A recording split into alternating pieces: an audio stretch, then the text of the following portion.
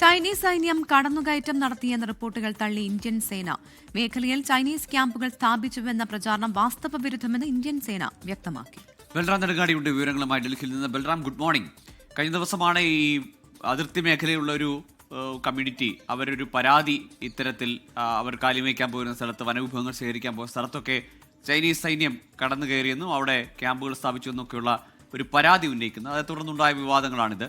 ഇപ്പോൾ സൈന്യം ഉറപ്പിക്കുന്നുണ്ട് അല്ലേ ഈ കാര്യത്തിൽ ഒരു കടന്നുകയറ്റമോ അല്ലെങ്കിൽ ഇന്ത്യയുടെ ഏതെങ്കിലും സ്ഥലത്തേക്ക് ചൈന അതിക്രമിച്ച് കയറുകയോ ചെയ്തിട്ടില്ല എന്ന് സൈന്യം ഉറപ്പിക്കുകയാണ്.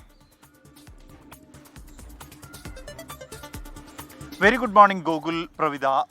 കഴിഞ്ഞ ദിവസം ഗോകുൽ സൂചിപ്പിച്ച പോലെ തന്നെ ഒരു പ്രാദേശിക സാമൂഹിക സംഘടന നാഹ് വെൽഫെയർ സൊസൈറ്റിയാണ് ഇതുമായി ബന്ധപ്പെട്ടുള്ള ആരോപണം ഉന്നയിച്ചത്. അല്ലെങ്കിൽ ഒരു പരാതിയുടെ രൂപത്തിൽ ഡെപ്യൂട്ടി കമ്മീഷണർക്ക് ഇവർ ഒരു കത്ത് നൽകുകയായിരുന്നു. ഇന്ത്യൻ അതിർത്തിക്കുള്ളിൽ അരുണാചൽ പ്രദേശിൽ ചൈനീസ് സൈന്യം കടന്നുകയറ്റം നടത്തിയിട്ടുണ്ട് എന്നും ചൈനീസ് സൈന്യത്തിന്റെ ക്യാമ്പുകൾ പ്രവർത്തിക്കുന്നുണ്ട് എന്നും വിദൂര മേഖലകളിലാണ് ഇത്തരത്തിൽ ചൈനീസ് സൈന്യം കടന്നുകയറ്റം നടത്തിയിരിക്കുന്നത് എന്നുമായിരുന്നു പുറത്തു വന്ന റിപ്പോർട്ടുകൾ.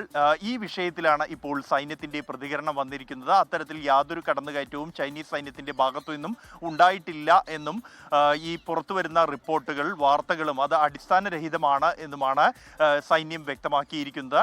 അരുണാചൽ പ്രദേശ് എന്നല്ല ഈ ഇന്ത്യൻ അതിർത്തിയിൽ എവിടെയും അത്തരത്തിലുള്ളൊരു കടന്നുകയറ്റം ഉണ്ടായിട്ടില്ല എന്നുമാണ് സൈന്യം വ്യക്തമാക്കുന്നത്. അതേസമയം കഴിഞ്ഞ 15 വർഷത്തോളമായി ചൈന തുടർച്ചയായി നിരന്തരം ഇത്തരത്തിൽ അതിർത്തി കയ്യേറിക്കൊണ്ടിരിക്കുകയാണ് എന്നായിരുന്നു ഈ നാഹ് വെൽഫെയർ സൊസൈറ്റിയുടെ കത്തിൽ ചൂണ്ടിക്കാണിച്ചിരിക്കുന്നത്. അതേസമയം ഇതിൽ ശ്രദ്ധേയമായ മറ്റൊരു നീക്കം അരുണാചൽ പ്രദേശിലെ മന്ത്രി ഈ പരാതിയെക്കുറിച്ച് അന്വേഷിക്കും എന്നൊരു പ്രതികരണവും നടത്തിയിട്ടുണ്ട് എന്നുള്ളതാണ്. പ്രാദേശികമായി ഈ ഇക്കാര്യം പരിശോധിക്കും എന്നാണ് മന്ത്രി അറിയിച്ചിരിക്കുന്നത്. എന്തായാലും സൈന്യം ഇക്കാര്യം പൂർണ്ണമായും നിഷേധിച്ചിരിക്കുകയാണ്. ഗൂഗിൾ പ്രവിത. ശരി, ബൽറാം നെടുങ്ങാടിയാണ് വിവരങ്ങൾ നൽകിയത് ഡൽഹിയിൽ നിന്ന്.